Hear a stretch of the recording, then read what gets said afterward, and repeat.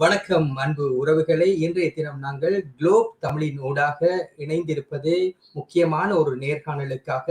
நாங்கள் இந்த நேர்காணலை ஆங்கிலத்திலே தான் செய்ய இருக்கின்றோம். காரணம், இது நம்மோடு இணைந்து கொள்பவர் இலங்கையின் முன்னாள் ராஜதந்திரி. அவர் இப்போது எதிர்கட்சி தலைவரினுடைய சர்வதேச ஆலோசகராக இருக்கிறார். ஜெனீவாவிற்கான இலங்கை தூதுவராக இருந்தவர். பின்னர் ரஷ்யா, பிரான்ஸ் ஆகிய நாடுகளுக்கான இலங்கை தூதுவராகவும் பணியாற்றிய சிரேஷ்ட ராஜதந்திரி கலாநிதி தயான் ஜெயதிலக அவர்களைத்தான் நாங்கள் இணைந்து கொள்கின்றோம். Doctor Dayan Jayatilaka, welcome to the show. Good evening. Thank you for having me on the show. Thank you, Doctor. Thank you for agreeing for this interview. And it's a pleasure to have you, Doctor. And my first question, I saw a cartoon in the morning newspaper. So I want to first show the cartoon and start from there. This is the cartoon I saw. You might have seen it as well. Yes, it's a very clever cartoon. It's actually drawn by one of my good friend, Pradeep. And I actually sometimes I thought this cartoon is some journalists exaggerate the situation. Is it a real thing? Is it practically this is happening? Or since you were the Russian ambassador, Sri Lankan ambassador to Russia, what are Russia's interest in this region? And please explain me, Doctor. Yes, well, Russia considers itself a great power. A global power, and its military strength makes that claim quite justifiable. Now, we know that the Indo-Pacific is a vast area of contestation, competition, rivalry between the great powers. On the one hand, you have China. On the other, you have the United States. And if you take Asia, there is the competition between India and China. So it is really a tripolar situation. But Russia thinks that it is part of the game, of the great game, and it wants to have a presence, not a base, but to project its presence in the Indian Ocean and the larger Indo-Pacific. Now, historically, by which I mean during the time of the Soviet Union, I'm not talking about the Tsars, the Soviet Navy had a much bigger presence in the Indian Ocean during the build-up by Admiral Gorshkov, very famous Soviet admiral. The Russian fleet is not quite up to the same level, but it is very significant.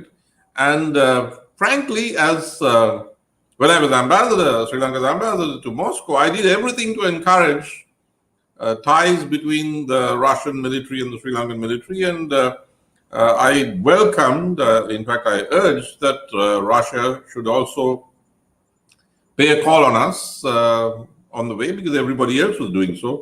So I think the more the merrier. It gives Sri Lanka more options.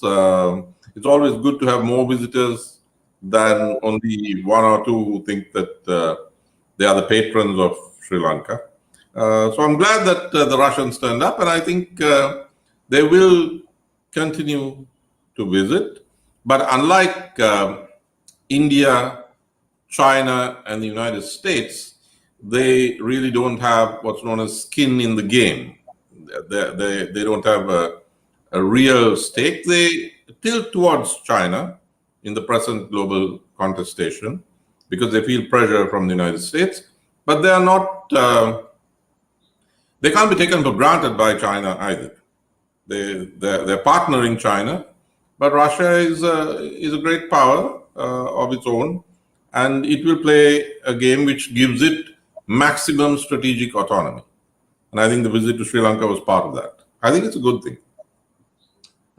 Doctor, following the recent visit of Indian Foreign Secretary, you wrote a column in Island, if I remember correct, and you actually mentioned in one of the, you pointed out a statement by the Indian Foreign Secretary, saying that President pointed out the need. President pointed out the urgent need to understand the weakness as well as the strengths of the 13th Amendment, and accordingly, you actually elaborated on it, and please explain actually why is it so significant at this point of time, because after the visit there's a sense of urgency to hold the provincial council election. At least there are talks happening right now. So why this visit is so important? Well, I think that Foreign Secretary Shringla's visit came on the heels of two things. One was the discussion on the sidelines of the United Nations General Assembly between the Sri Lankan Foreign Minister, Professor G.L. Pieris, and India's Foreign Minister, Dr. Jaishankar. But perhaps more importantly, it came on the heels of the Quad summit at the White House. That is the four countries, the United States, India, Japan, and Australia, which took place at the White House. And at that meeting, it was very clear that there was a very special relationship between the world's oldest democracy and the world's sole superpower still, the United States, and the world's most populous or largest democracy and the regional power, India. Now, the Shringla visit I see against that backdrop. Now, the line that you quoted, which I quoted in my article, does not come from the Shringla statement, not from the Government of India statement. Mm-hmm. When there's a visit of this sort, you expect one of two things. Either a joint statement of the two countries, if they agree on most things, there's a joint statement, or a simultaneous press briefing, mm-hmm. where both sides take questions from the journalists and they make their separate statements. Now, we didn't have either of those. What you had was a statement from the Presidential Media Division, that is President Gotabaya Rajapaksa's office. And then you had another statement issued by the High Commission of India in Colombo. Now, it is in the statement of President Gotabaya Rajapaksa's media division that it stated that the president had said that it is important, it is urgent. It is urgent. I don't know why it was urgent, but it is urgent to understand the strengths and weaknesses of the 13th Amendment. So, when you compare that with the statement of the Government of India as manifested in the High Commission statement on Foreign Secretary Shringla's visit, at the end of the visit, it's clear that India urged the full implementation of the 13th Amendment, all provisions of the 13th Amendment, and the holding of provincial council elections.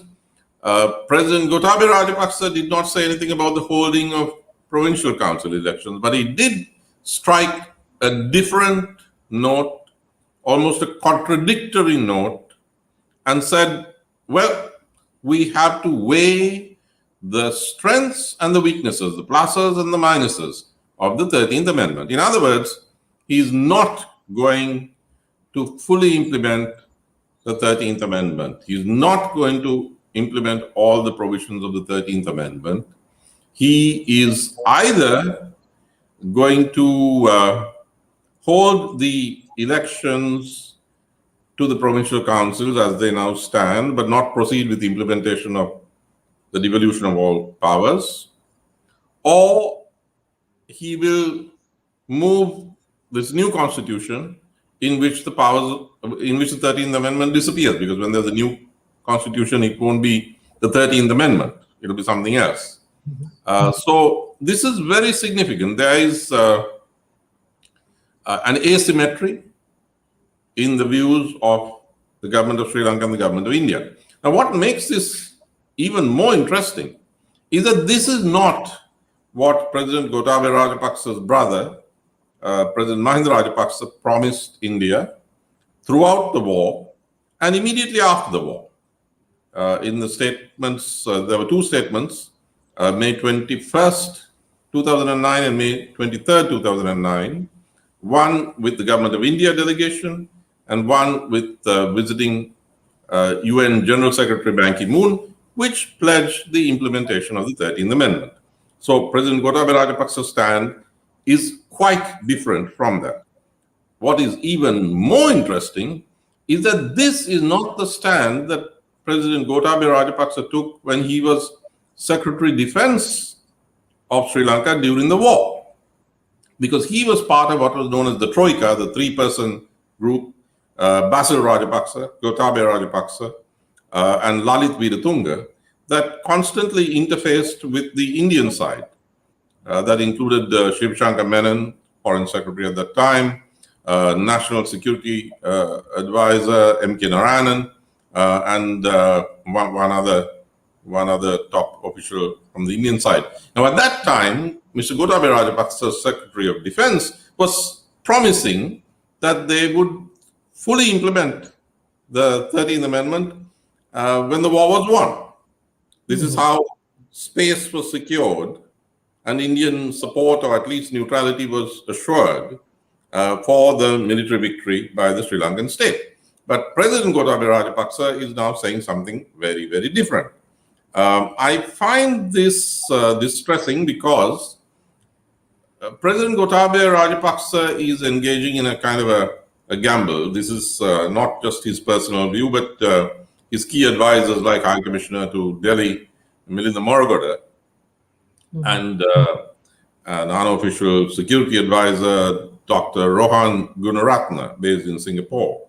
They've been arguing that it is not necessary to implement the 13th Amendment, and that India can be persuaded by extending economic concessions and some minor defense cooperation to forget about the Tamil issue.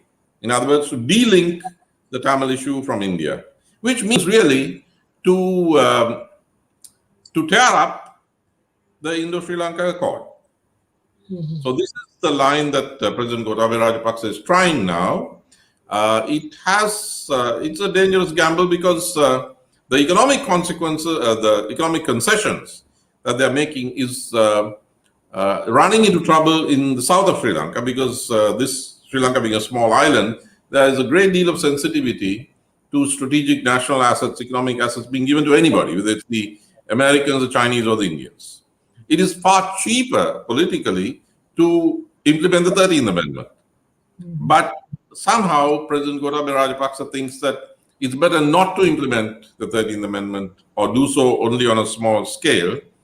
And that is probably because of his ultra-nationalist ideology and his inner circle, which consists of former high-ranking officers of the Sri Lankan military, who always wanted to tear up the Indo-Sri Lanka Accord. Doctor, during your tenure at the UN HRC in Geneva, the only resolution in support of Sri Lanka was passed. And then I actually read your profile and all, why you were removed from Geneva is because of your staunch support for 13th Amendment. Because of that, singular nationalists actually they wanted you to remove from that there. So here today, this morning, I interviewed former Northern Chief Minister C.V. Vigneshwaran. I asked the question, what's your view on the election there, a provincial election, will it happen or not? He said, I don't think it won't happen because government these days actually it's not popular, or their popularity is on the wane. They won't conduct elections. It's only to hoodwink the international community. That kind of statement he made. And under this situation, Doctor, the president recently promised in UN during the UN visit that there will be a new constitution. You also said a short while ago. What can we expect? Actually, normally people say during the honeymoon of a new government only it is possible to implement the new constitution. But now, since already 1.5 years, 2 years time, there are more protests happening in Sri Lanka. Is it possible to implement the new constitution? Will it come? Is there a possibility? Well, the honeymoon is long over. There's no honeymoon anymore. And I would say, at the risk of annoying some of my viewers, that even during the honeymoon, there was never a possibility for any government, to go beyond the 13th Amendment. Take President Chandrika Bandaranaike Kumaratunga, who won, almost 60% of the vote when in 1994. She tried to move on the so-called package, the devolution package, the Union of Regions package. In 1995, it didn't work. 1997, it didn't work. In August 2000, that didn't work either, and they had removed the term Union of Regions. And she just couldn't do that, because there are certain things that are possible in Sri Lanka, given the balance of forces. Even with a very strong Tamilam armed struggle and pressure from the government of India, the Sri Lankan state was not willing to abandon the unitary state form and go beyond devolution within a unitary state. So there is no logical reason for anybody to have expected that Sri Lanka could be pushed or would go under any president beyond the 13th Amendment. During the so-called Yahapalanya period of Prime Minister Ranil Wickremesinghe and President Maithripala Sirisena, there was another attempt at bringing a new constitution driven by the UNP of Prime Minister Wickremesinghe, and that failed. And at that time, I warned, it's on YouTube, I had a friendly debate with Mr. Sumandaran, and it's all on YouTube, and I said, don't do this. If you try to push it beyond 13, there will be such a backlash that you won't even have 13.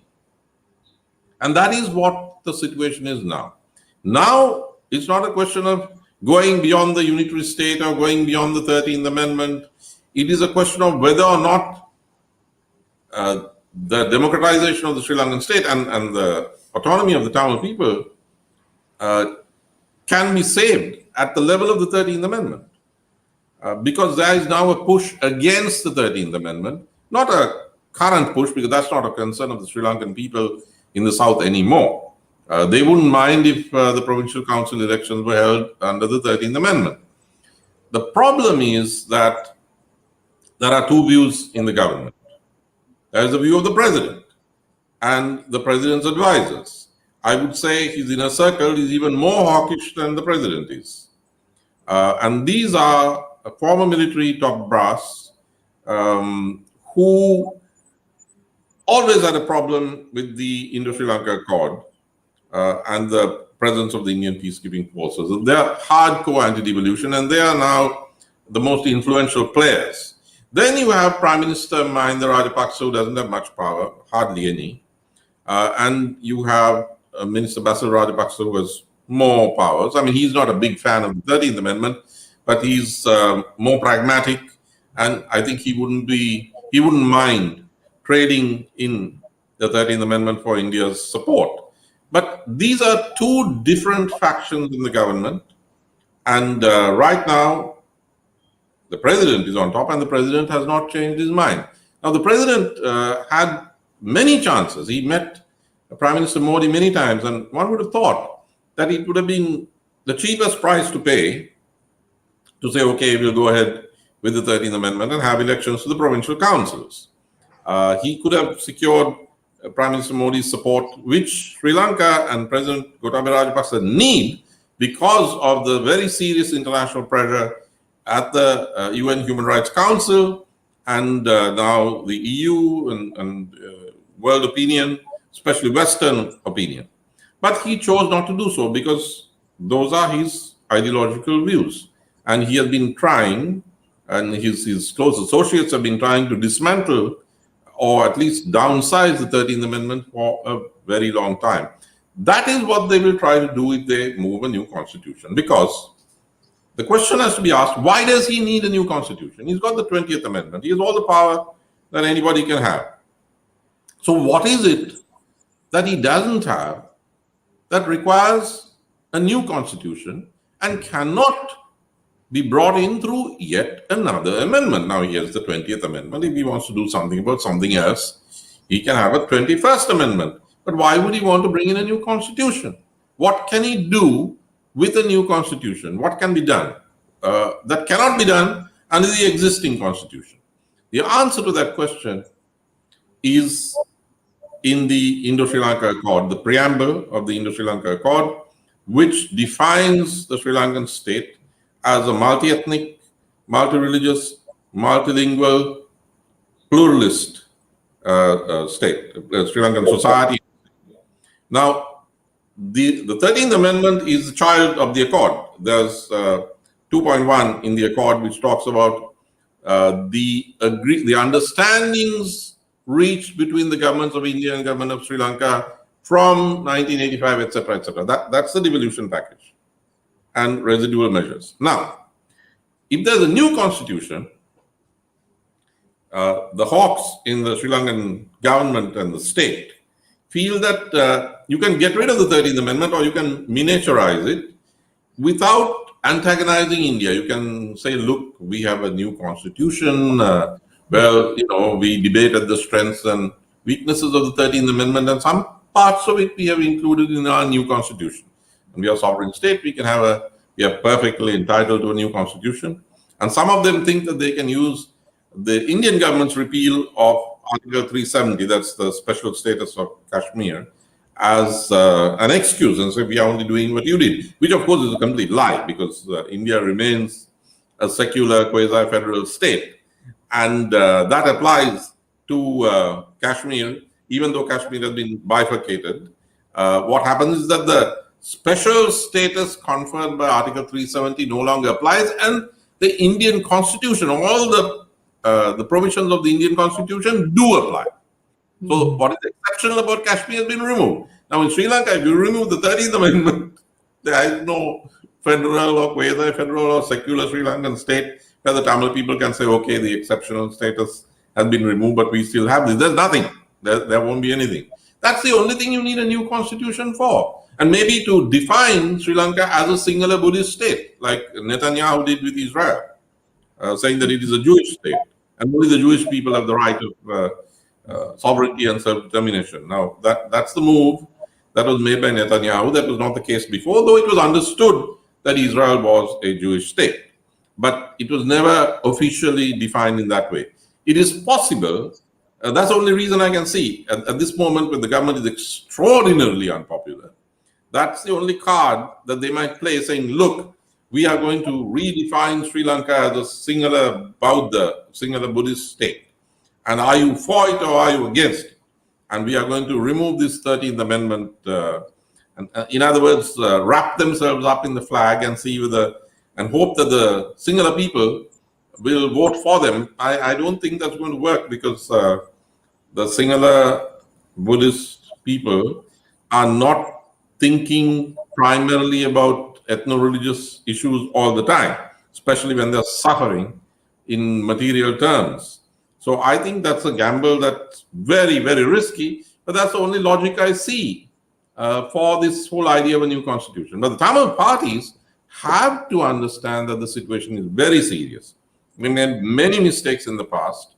After the war was over, they should have realized that with the war lost, that the retreat should have been to what exists, and that was the 13th Amendment. Not what Mr. Prabhakaran tried to get for them, but what Sri Rajiv Gandhi got for them, and that should have been defended. Mr. Vigneshwaran is one of the people who made that mistake. I was there. I was an invitee, he might remember, when he was sworn in by President Mahinda Rajapaksa. We were all at the official lunch, and I'm in the photograph with Chief Minister Vigneshwaran. But that very afternoon, he went after the ceremony, and one of his advisors drafted a statement, and he issued a statement talking about internal self-determination. So that only helped the only helped the hardliners, like the then Secretary of Defense, to push back. Now, if Chief Minister Vigneshwaran had used the monies available and strengthened the base of the Tamil people through the provincial councils, the situation today would have been far better and it would have been easier to defend these provincial councils. But that didn't happen. Now is the last chance, and there is no possibility of anything beyond the 13th Amendment for the foreseeable future. But the 13th Amendment has to be defended, and the Tamil parties have to get together in order to defend that, because that is all India is willing to do. India is not willing to go beyond the 13th Amendment, but the entire international community, as the Geneva resolutions show, would support the cause of the 13th Amendment. And it would be very difficult for President Gotabaya to go against that. If he does so, there would be a big international backlash. But unless the Tamil parties are willing to defend it, then why should anybody, how can India do what the Tamil politicians are not willing to do for the Tamil people?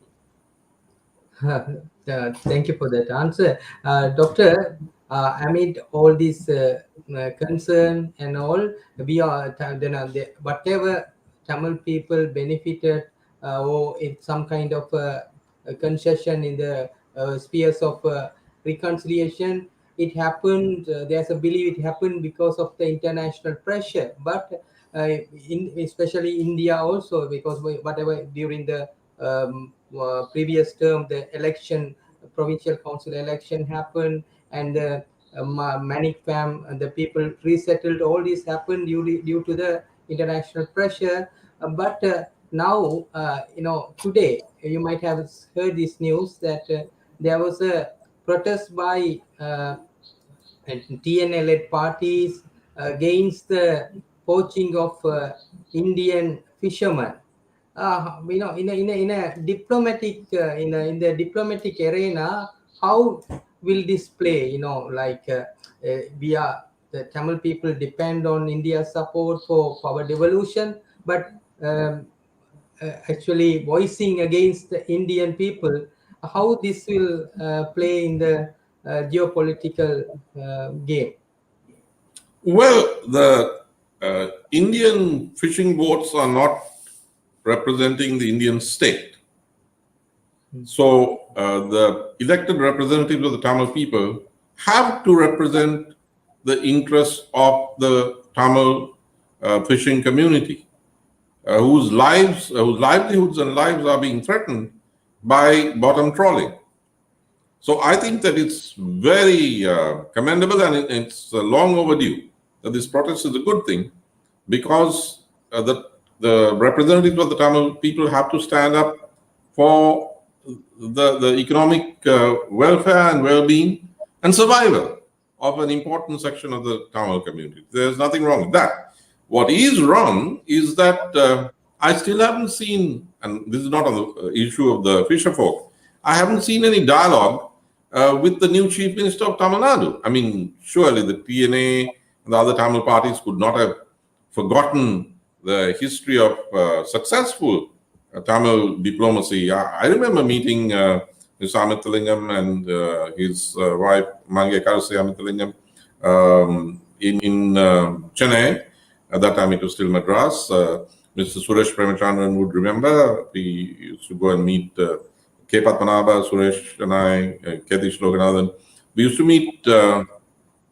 Amithalingam often.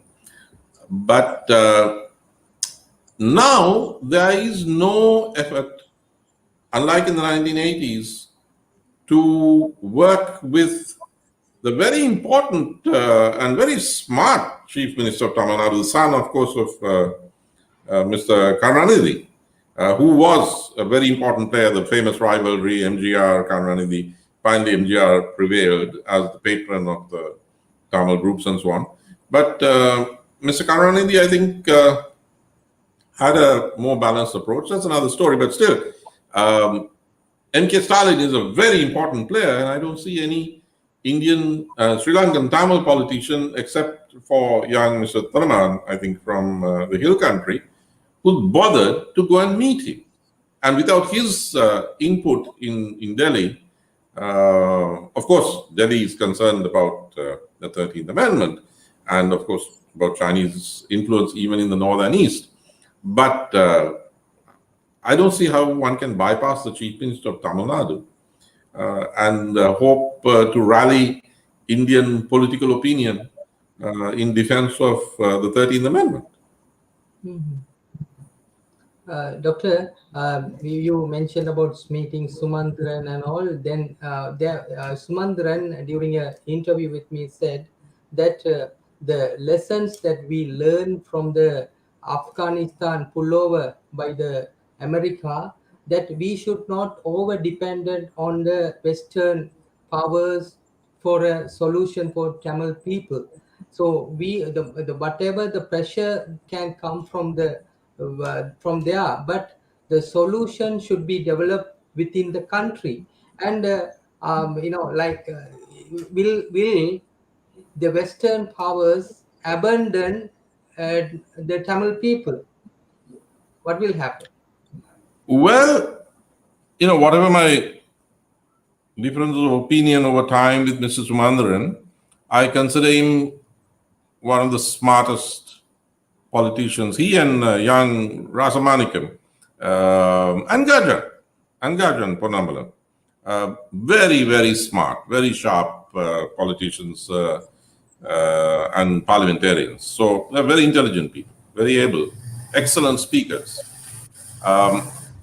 I would say that Mr. Sumandran is right, but you have to get it exactly right, formulation. The United States, like the great democracy that it is, the United States will be affected and influenced by its own internal political processes. So there could be times in which they pull out of places, as they did in Afghanistan. The Pakistanis got drawn into this whole thing, as Imran Khan says, and President Musharraf said before that, because of the Americans. And look what happened to Pakistan. So you have to understand, I'm a great admirer of the United States. I think that in the struggle of systems, that is governance models between the United States and China, Sri Lanka naturally belongs with the United States because we have been the oldest democracy, not only in Asia, but in the Afro-Asian continents. So that's my view. But I'm also a realist. The United States will pull out. But India won't pull out because this is where India is. And there are 80 million Tamil people in India. So in terms of an external strategy, nobody can bypass India. There are voices in the Tamil community. I've heard Mr. Vigneswaran saying we'll go to America directly, and some others are supposed to be saying we'll go to China and so on.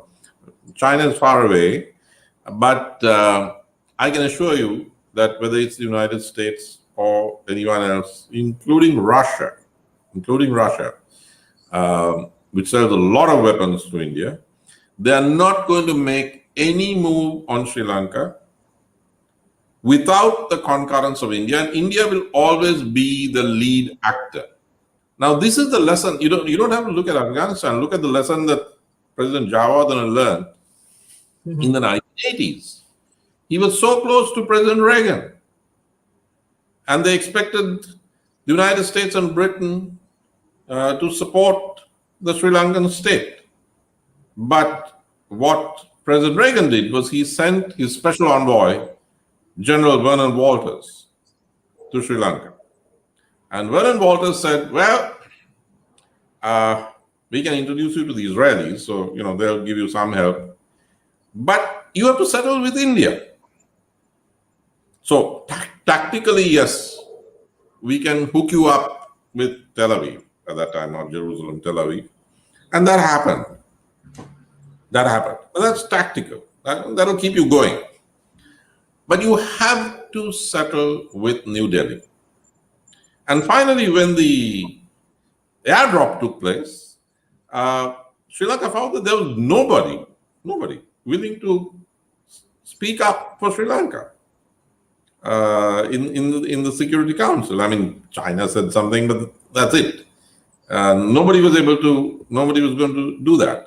So that was the case in the 1980s when there was a problem between the United States and India. Nonetheless, the United States said, you settle with India, because India is recognized as the preponderant regional power. That is the reality. So no one can expect that, I don't know what's being said out there, but even if Kamala Harris or MIA becomes the vice president or president, I mean, she's the vice president, becomes the president of the United States, no way that the United States is going outside or beyond or further than what India says. And India says the 13th Amendment for now. Now, if the Sri Lankan government completely overturns it, one doesn't know what dynamics will ensue and what India will feel. But even if India plays a dynamic role, the final settlement will be the 13th Amendment because that's what they can justify. There's a bilateral relationship, an accord. And if the Sri Lankan government tears it up, well, then moves will be made, but it will finally settle, the needle will settle at the 13th Amendment. So this has to be understood, and the centrality of India has to be understood. That doesn't mean that the Tamil people, as Sumandran said, should not generate strength within the country, but that strength will depend on unity, on a united front of the Tamil political parties and leadership saying one thing to India, which then India can take to the rest of the world, and the same thing to the rest of the world. And that should be the full implementation of the 13th Amendment. And don't say, well, as a first step and this and that and the other, because then the Sri Lankan government will say we can't come to a final settlement because these guys just want this for something else. That is a matter for another time and another generation, not now. Lord Salisbury, when C. Sundaralingam wrote to him in 1964, he apologized. He said, maybe I made some mistakes in my expectations at that time, but the best thing I can tell you is to learn from Northern Ireland and work with, he mentioned the UNP at that time, now there's no UNP, work with the democratic opposition in the Sri Lankan parliament. So I would say those are the three things.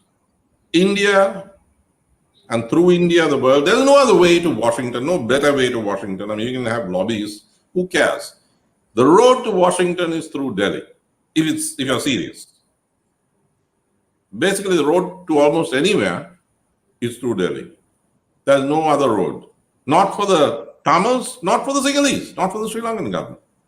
If it wants to talk to Washington, it had better go through Delhi. But it learned that. It thinks that it can play all kinds of games, with the Americans and with the Chinese and so on. It won't work. The road lies through Delhi, out of off this island. That's the road. That's one. Two, political unity around the defense of the 13th Amendment and the implementation of the 13th Amendment of the Tamil polity, the Tamil political parties and social movements like the P2P. But that never consolidated around a moderate program. And the third is an alliance with the South. That alliance cannot be on the basis of going beyond the 13th Amendment because there won't be any takers. Not the JVP, they haven't said a word even about devolution. Not the SJB, they will support and defend the 13th Amendment, but I don't think they'll go beyond. And the UNP is kind of dead. It doesn't even have a single elected representative, only a token. So that should be the triangular, trident strategy at this very dangerous moment. Doctor, since you mentioned about this, I would like to ask you, about the full implementation of 13th Amendment. The government, actually in some government circles, there's a fear factor that this will be used as a stepping stone for a separate country kind of a thing. So now I want to ask you that is this a real concern? Because once LTT had artillery powers, the planes and the naval force and everything. Now that powerful LTT is destroyed, but now the government is going after people posting some about LTT, about birthday post of remembering Prabhakaran, those things. They are arresting them. And recently, I also asked Mr. Pillayan during an interview that you all are the big commanders in the LTT, like you, Karuna, Kumaran, Padmanathan are out now. But those who actually posted something on their social media inside the prison for 6 months, more than 6 months, they are there. So, is this concern about the revival of LTT is a something is a legitimate concern, or this is to this has been used to prevent giving powers to Tamil people? Well, those are two separate things. One is to do with the revival of the LTT. Now, I don't think arresting people who are putting posters has anything to do with that revival. It is to do with the political intolerance on the part of this particular regime. You know that the head of the Inter-University Students IUSF, the Inter-University Students Front, has been in jail now for months, simply for a demonstration. And it's not just him, there are several others. Southern University activist, Vasanta Mudalige is the name of this young chap, just locked up. The teachers are now being threatened if they don't return to work on the 21st, and threatened by the Minister of Public Security, no less. So this is to do with the general atmosphere of intolerance. It is possible that there is some allergy on the part of the government. I told you that the regime is distinct from the cabinet. The cabinet is one thing. The actual power structure consists of the president, the military, the police, ex-military, ex-police, and the ultranationalist groupings associated with the Viat Maga and the Elia Caucasus. So maybe there's an allergy, and maybe it's a need to show power and dominance, which is why the memorial at the University of Jaffna was smashed, when there was nothing obviously LTT about the symbolism of that memorial. But as for the existence or residual existence or revival of the LTT, we now have reports from Indian intelligence that there has been some activity and some arrests. So I will not dismiss that out of hand. That's not helpful because it only helps the hardliners in the government. It won't help at all.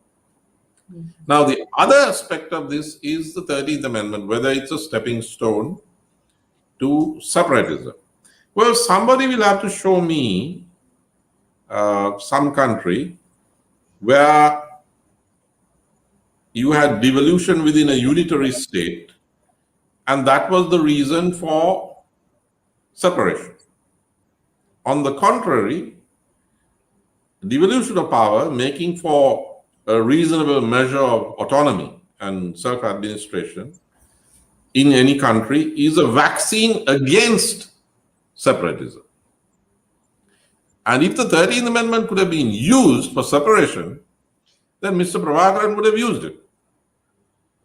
After all, in September 1987, the interim administration was appointed by President Javadana at the request, or I would say the strong request, of then High Commissioner J.N. Dixit. And of the 11 members, 8 were Mr. Prabhakaran's nominees.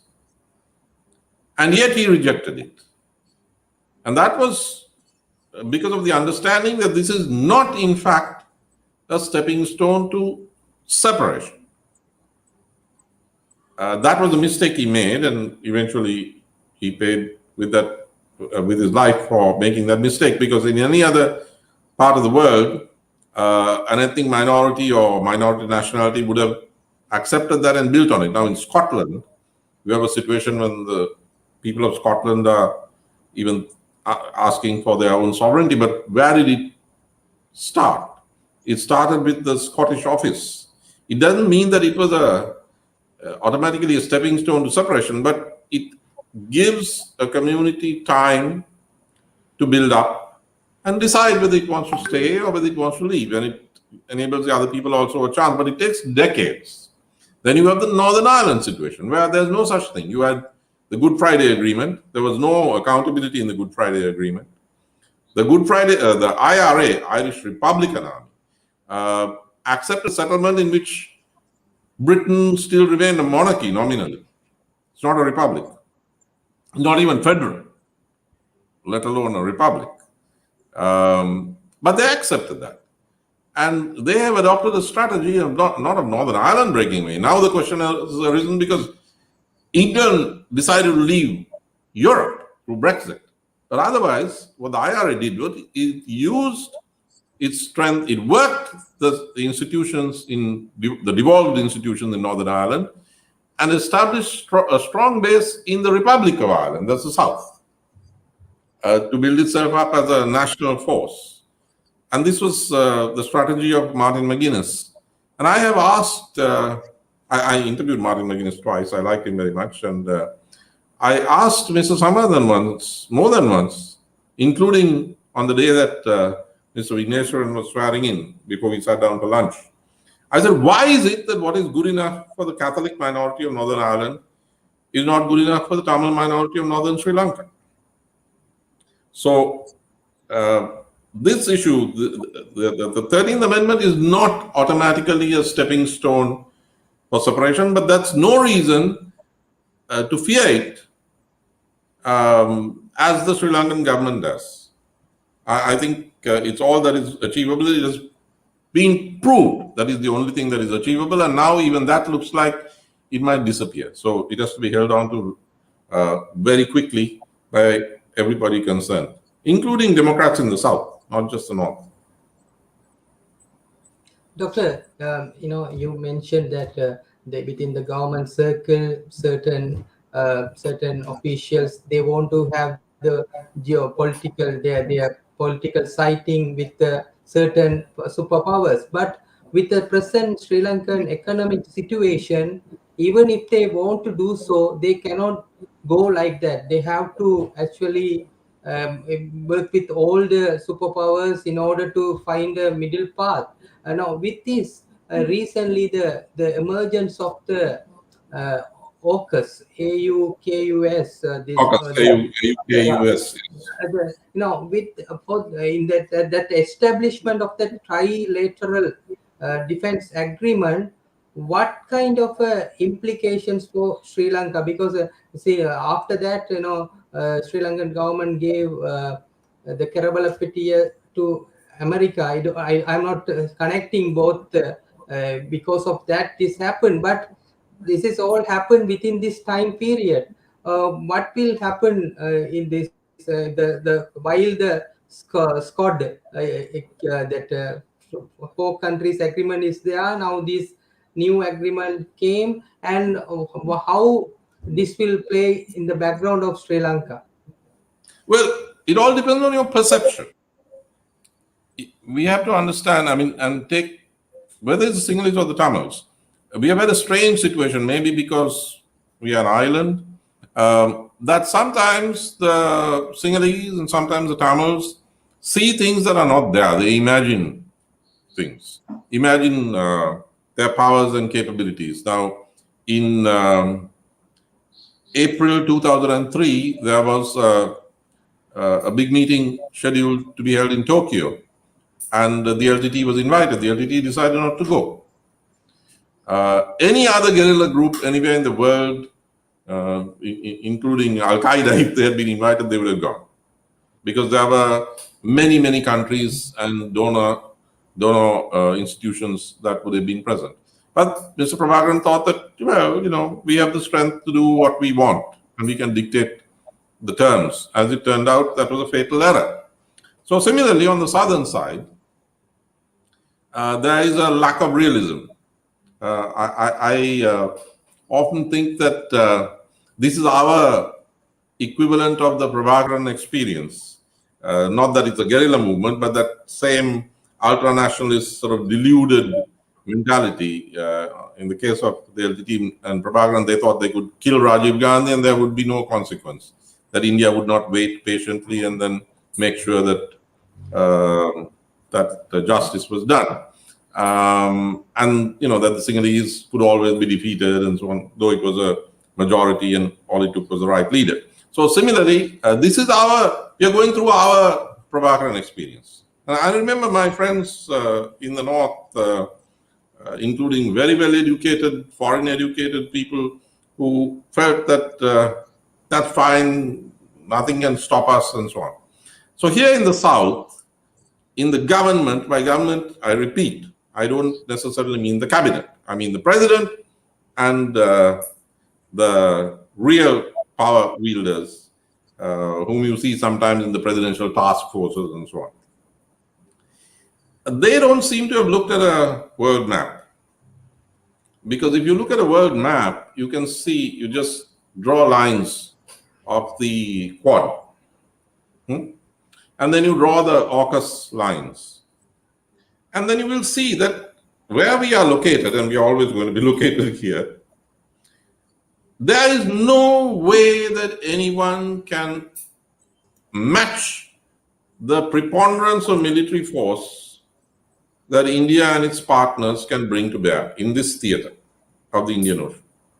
India alone, but now India is not alone. India is in alliance with the United States and with Japan and with Australia, and there's another new alliance which India is not included in. But the preponderance of force, or what's known as the military balance or the theater balance in the region, is overwhelmingly unmatchable by China in the Indian Ocean. Now, if you're taking the northern tier of India, that's another story, but we are not located there. We are Pakistanis. Because China, there's a contiguous route from China through to Pakistan. And the Chinese have done some building in Bhutan, and that northern tier, now with Afghanistan, there's a disadvantage for India. But to the south, there is no question. Now, this is not really understood by those in power in Colombo at this moment, just as the reality was not understood by those in power in Jaffna and later Mullaitivu at a certain period of the history of the Tamil people.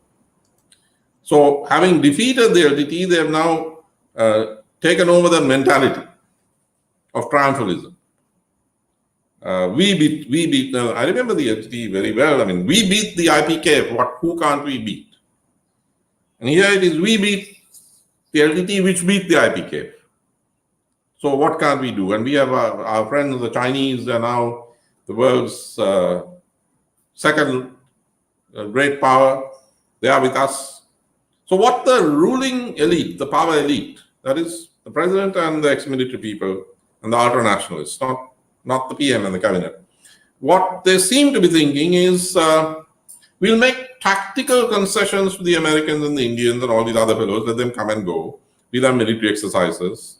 But our strategic relationship will remain with China. Now, I'm saying this not because I'm guessing. A recent article in the newspapers by the ambassador of China to Sri Lanka had a very truthful statement. I mean, a very truthful article. And in that, he points out that he says President Xi Jinping and President Gotabaya Rajapaksa have had 2 telephone conversations in which they have given strategic guidance about their relationship. Then he talks about the Prime Minister and China and the Speaker of the House in China and so on and so forth. Now, the President of Sri Lanka said on 2 occasions that he wants to learn the governance experience of the Communist Party of China. Learn the governance model.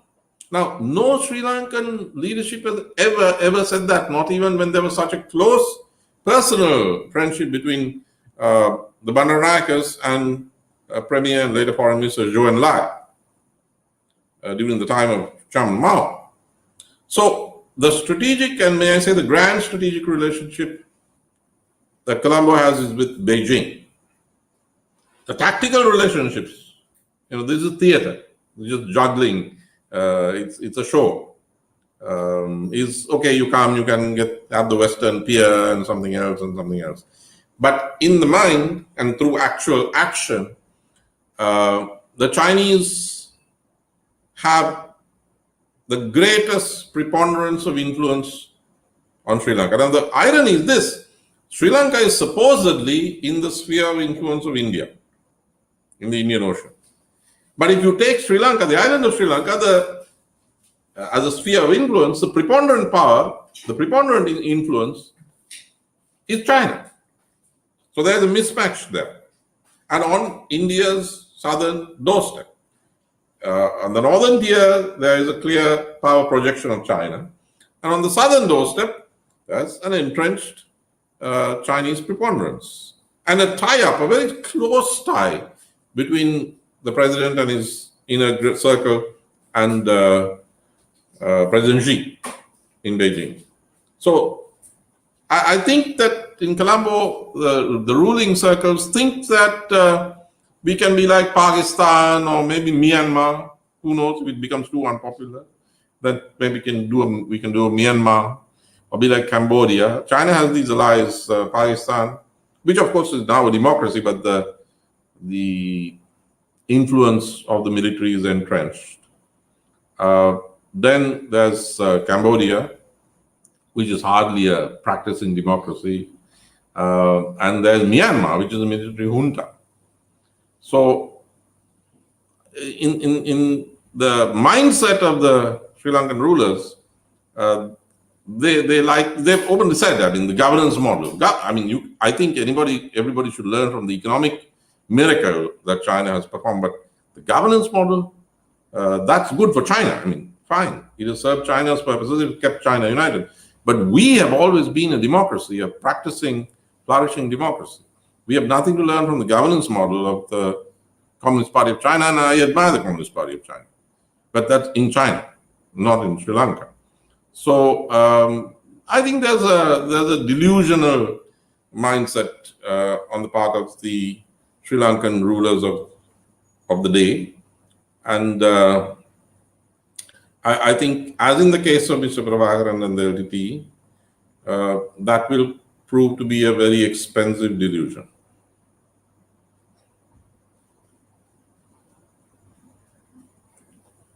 Sorry. Audio. Okay. Doctor, my final question, that whatever the past, there is always a chance to recorrect, course correction in the future. So now, within the next few months and years, what will be the key challenges Sri Lanka might face in order to overcome? What are the short-term, middle-term, and long-term actions the government should take in order to overcome those challenges?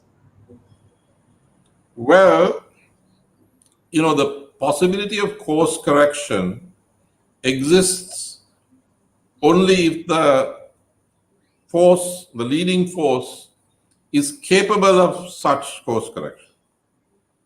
Once again, I come to the question of the LTT. In 1995, in my first book published by Vikas New Delhi about Sri Lanka, I predicted in print that the Tigers have themselves killed the Elam struggle. And I gave a reason. I said, when you are an arithmetical minority, and when you kill off fellow fighters for your own cause, then you're diminishing your own numbers, and eventually the fact that there's a majority on the other side will defeat you. So if you do that, you are ending your own struggle. The book is called The Travails of Democracy. It was published by Vikas New Delhi in 1995. Now, it's also true of the present regime in Sri Lanka and the Sinhalese, the LTT equivalent or the Prabhakaran equivalent, the militarist equivalent. Look what has happened. It's not about COVID. It's not about the global economic crisis. Overnight, the president of Sri Lanka decided that the rural peasantry of Sri Lanka cannot receive chemical fertilizer, weedicides, and pesticides. Therefore, this is a very important part of Sri Lankan society, the Sri Lankan population. the Sri Lankan economy, and of course the electoral power base of the Rajapaksas. The peasantry is now on the streets, in the fields. They are protesting. This is in the Sinhala heartland. I saw yesterday on television news, they took, one guy came forward and said, I am a voter, I voted for the Pohot tour. And now I am ashamed of that. And they went and they took a billboard which had the photographs of all the Rajapaksas, because of obviously some project was open. And this billboard is not just a wooden one, it was aluminium, and it had metal anchorage, metal rods. The protesters uprooted that and turned it. First they held it up and they hit the pictures. Then they turned it upside down. These are Sinhala Buddhist peasants. This is the base of the regime. And in fact, most of the Sri Lankan army comes from the peasant families. Now, this was done by the leadership of the country. So how can you course correct? You can course correct when there's, you made a mistake, you're willing to admit the mistake and make a course correction. But did the LTT ever course correct? Never. I mean, tactically improved some, from one type of mortar, one type of mine, it went to another type of mortar, big Baba mortar and something else. And then it had good artillery, but never course correction, which is what Anton Balasingham said. Look, we have to change because the entire international environment has changed. They didn't listen to him because he was Balasingham. Prabhakaran allowed him to go without harming him. That famous last trip, I think it was 2003. 2003 or so, when he came on the seaplane, there was a meeting of the Tiger. Oh, yeah. So similarly here, the mindset is such that there is no course correction. I mean, it's all about we did this, we did that. Now, President Gotabaya went on Army Day, 72nd Army Day, to the home base of his regiment, the Gajba regiment in Salipura. And he made a speech about the Constitution. I mean, you don't go to the army and make a speech about civilian matters like constitutions and agrarian policy. And he spoke about his commanding officer. He said he learned everything about leadership. They learned from that commanding officer, famous General Vijay Vimalratna. Now, he didn't say I learned everything I know about leadership from my brother Mahendra Rajapaksa. He's a Lieutenant, he's a General Vijay Vimalratna. Now, General Vijay Vimalratna was a brilliant soldier, but hard charging, driving, that's fine for war. But for politics, economics, diplomacy, now you can't adopt the same attitude to the Sinhala peasantry. And if the harvest collapses in the next 45 days, their incomes will disintegrate, the rural economy will disintegrate, there won't be food in the urban areas. So how can you course correct when you have a dogmatic mentality? The same kind of mentality that we saw in the north, which led to complete devastation. So since it's not a war, I don't think it'll end in that way, but it cannot end well because the mentality it's a closed mindset. The collective mindset is a closed militaristic mindset, just like the LTT. That is the difference between the IRA and the LTT. Because the IRA had a long-standing political wing, the Sinn Féin, which was in fact very old. But not the LTT. The LTT was an army, a militia, that then occasionally had a political wing and then shut down its own political wing. It's the same thing you have here. The president himself says, I'm not experienced in politics. So he brings that militarist mentality. This is the other side of the same war, 30 years. Now with the turn of the South, in 2019, 2020, it went up, the Sinhala, triumphalism. This is the man, we don't want democracy, we need a strong leader. The same thing that happened in the North, the same thing. But of course, because democracy has been practiced for a long time in the South, much longer than in the North, in that sense, because there was never no dictator of right or left was allowed in the South. There's always something that happens. So the turn has been much faster than in the North. much faster, then downturn. But we are going through the same experience, and it will end up in the same way. I don't think there will be a course correction. Thank you, Doctor. Thank you for that elaborate answer. You actually gave your precious time, more than 1 hour with us. Thank you very much, Doctor. It was a pleasure. It was a pleasure. Thank you. I hope to interview again when another important event happened. So thank you very much again. அன்பு நேயர்களே, இன்று நம்மோடு இணைந்திருந்தவர் இலங்கைக்கான முன்னாள் ஐக்கிய நாடுகள் மனித உரிமை பேரவைக்கான முன்னாள் இலங்கை தூதுவரும், ரஷ்யா, பிரான்ஸ் போன்ற நாடுகளுக்கான முன்னாள் இலங்கை தூதுவராக இருந்த கலாநிதி தயான் ஜெயதிலக அவர்கள். நன்றி. தேங்க்யூ. Thank you.